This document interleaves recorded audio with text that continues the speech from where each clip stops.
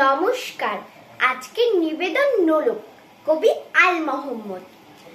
আমার মায়ের সোনার নোলক হারিয়ে গেল শেষে, হেথায় খুঁজি হোথায় খুঁজি সারা বাংলাদেশে।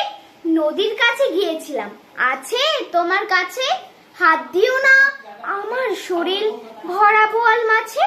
বলল কেঁদে তিতাস নদী, হরিণ বেড়ের বাঁকে সাদা পালক বকরা যেথায় পাক ছড়িয়ে থাকে।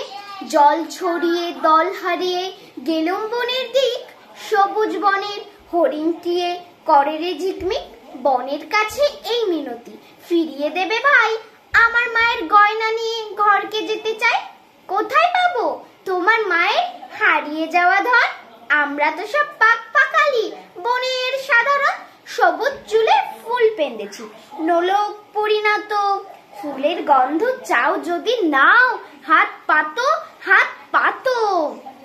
হে পাহাড় দেখায় তাহার আহার ভরা বুক, হাজার হরিণ পাতার ফাঁকে বাকিয়ে রাখি মুখ। এলিয়ে খোপার রাত্রি এলেন, ফের বাড়ালাম পা, আমার মায়ের গয়না ছাড়া ঘরকে যাব না। নমস্কার।